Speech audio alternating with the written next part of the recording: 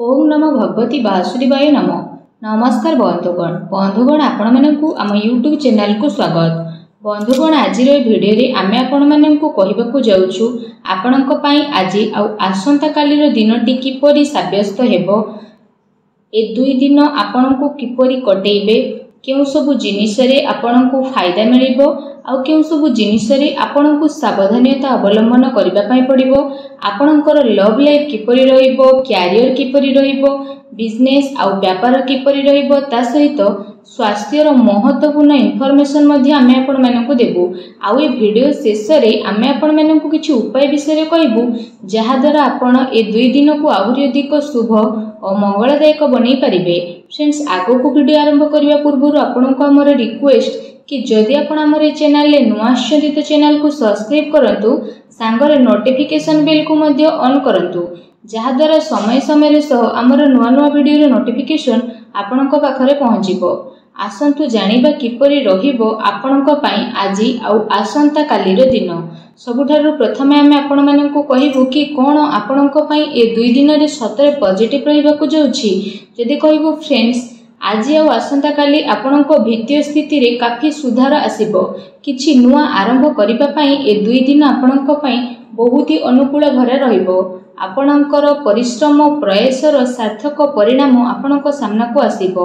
जो माने विवाह योग्य सेमानक पई कोनोसी भल प्रस्ताव मध्य आज घर को आसी पारे।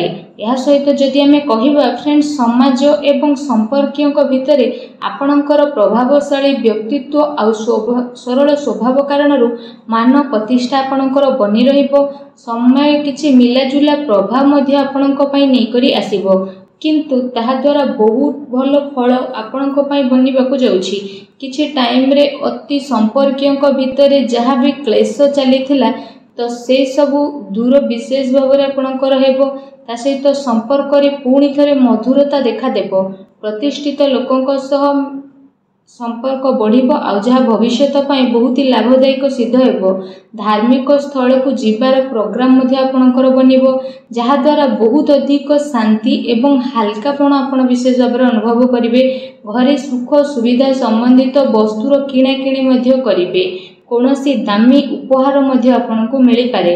विद्यार्थी मानक विषय जदि कहिबा, विद्यार्थी माने तांको चाकरी संबंधित कोनोसी क्षेत्र रे इंटरव्यू रो जोग मध्ये बनुछि। सेथि पई पूरा परिश्रमर सहित निजर कार्य रे प्रयास करंतु। निजर सिद्धांत रे कोनोसी भी प्रकार समझौता आज आपण आदु करंतु नाही। प्रभावशाली एवं प्रतिभावान लोकों सह अधिक टाइम आपण स्पेंड करिवे। एहा द्वारा आपणकर आत्मबल एवं आत्मविश्वास रे वृद्धि हेबो तथा नकारात्मक विचार मध्ये आपणकर दूर हेबो। भाग्य ठारू अधिक आपण आपणक कर्म उपरे विश्वास रखंतु। दिन आपणक पई आज बहुत ही भल रहिबो। आसंतु जानिबा आपणक पई कोन नेगेटिव रहिबो। जदि कहबा कोनोसी पारिवारिक कथावार्ता को नै भाई भौणी को भितर लड़ाई झगड़ा होई पारे। घरर वृद्ध लोकों द्वारा सम्मान को खराब हेबाठू आपण बंचई रखंतु। ता सहित धर्म ना रे केही आपणकर नुकसान मध्य करि पारे, सेथि पई आपण सावधान रहंतु। घरर कोनोसी वृद्ध लोकों स्वास्थ्य को लेके आपणकर चिंता रहिबो। डॉक्टर को पाख को मध्य आपण जाई पारती।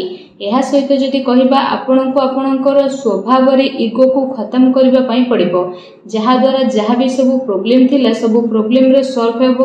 कोनोसी भी योजना ऊपर काम करबा पूर्वरु आपण विचार थरे करि नियंतु। कोनोसी दुखद समाचार मिलिबा कारणरू किछि टाइम रे आपणक मन रे उदासी आ नकारात्मक विचार मध्ये आसी पारे, किंतु आपण शीघ्र ही से सबरु बाहर को बाहरिबे। विद्यार्थी वर्ग पाठ पढ़ा अपेक्षा फालतू कथा बार्ता रे ध्यान केंद्रित करिवे।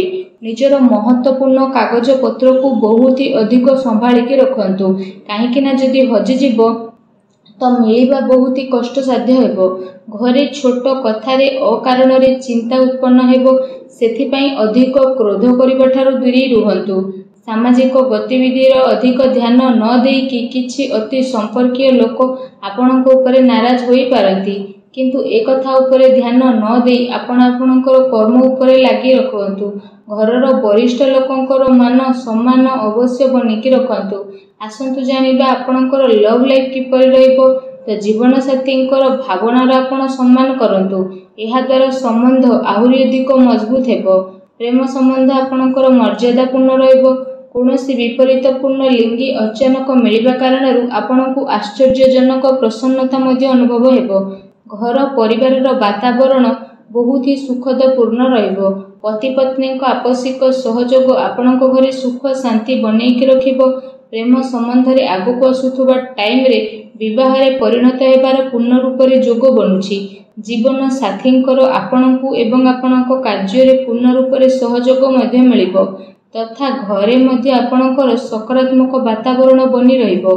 एहा सहित फ्रेंड्स निजर व्यस्ततारु आपण किछि टाइम बाहर करिवे आ जहा द्वारा आपण आगको मध्य बढ़िबे।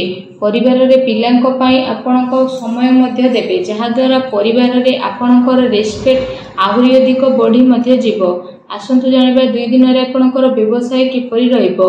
जदि कहबा व्यवसाय रे एबे वर्तमान परिस्थिति रो प्रभाव बनू अछि। धन संबंधित लेन देन रे बहुत ही अधिक आपण सावधान होइके रहंतु कारण धोखा हेबार संभावना मध्य बनुछि। चाकरी पेशा व्यक्तिंकर ऑफिस रो माहौल बहुत ही शांतिपूर्ण बनिकी रहिबो। कार्य क्षेत्र रे जदि कोनोसी प्रकार रो निवेश करबा पई चाहुछंती तो विशेष भाव रे से सब कार्य को बहुत गंभीरतार सह आपण करिवे। एहा द्वारा आपण को बहुत ही भल रिजल्ट प्राप्त हेबो। दिन आपणक पई बहुत ही भल रहिबो। चाकरी रे नुआ संभावना मिलिबार आशा रहिछि। एहा सहित कार्य क्षेत्र रे अन्यर हस्तक्षेप द्वारा कर्मचारी को भितरे मतांतर होई पारे। सेति पई निजर निर्णय को प्राथमिकता दियंतु तथा व्यावसायिक गतिविधि रे निजर कड़ा नजर रखंतु। या सहित चाकरी पेशा व्यक्ति माने ऑफिस रे पॉलिटिक्स रो शिकार होई पारंती तेणु टिके सावधान रहंतु। एहा सहित ए दिन रे आपण कोनोसी कारण रे कार्य क्षेत्र रे अधिक टाइम दे परिबे नाही किंतु सहयोगी आ कर्मचारींकर उचित सपोर्ट आपनको मिलिबो। चाकरी पेशा व्यक्ति विशेषण को निजर उच्च अधिकारींकर पूर्ण रूप रे सहयोग प्राप्त हेबो एवं व्यावसायिक क्षेत्र रे आपणकर कार्य क्षमता रे बहुत ही अधिक सफलता मिली मध्य जीवो। सेथि पई प्रत्येक कार्य को आपण विशेष भाव रे बहुत ही गंभीरतार सह करंतु। चाकरी पेशा व्यक्ति को तांकर कार्य क्षमता पई प्रोत्साहन प्राप्त हेबो जहा द्वारा सेमानक मन बहुत ही प्रसन्न मध्य रहिबो। आसंतु जानिबा आपणकर स्वास्थ्य किपरि रहिबो। यदि कहि पाए 2 दिन रे आपणक स्वास्थ्य बहुत ही उत्तम रहिबो तथा आपण ऊर्जा रे भरपूर रहिबे। आपण निजे निजो को काफी सुखी आ चिंता मुक्त मध्य अनुभव करिवे। ता सहित ए दिन रे समय स्वास्थ्य दृष्टि रो बहुत ही भल समय रहबा को जाउछि। या सहित जदि कहि पाए निजर स्वास्थ्य को आहुरी अधिक भल रखिबा पई आपण प्रत्येक दिन योग करंतु व्यायाम करंतु एवं सुस्थ रहतु। आसंतु जानिबा ए 2 दिन रे आपणक पई कोन विशेष उपाय रहिछि। आमे आपण माननको जे उपाय विषय रे कहिबा को जाउछु ए उपाय आपण संध्या समय रे करि परिबे। विशेष भाव रे जदि आमे आपण माननको कहिबो कि आपण माने विशेष भाव रे संध्या समय रे घरर ईशान कोण अर्थात घरर उत्तर पूर्व कोण रे एवं घरर पूजा स्थल रे आपण माने गोटे घीर दीपटी प्रज्वलन करंतु। एहा द्वारा मानसिक भाव रे आपनको शांति मिलिबो आ नकारात्मक शक्ति मध्ये विनाश हेबो। वीडियो केंति लागला कमेंट करके जणांतु। चैनल नुआ आसले चैनल को सब्सक्राइब करंतु। धन्यवाद।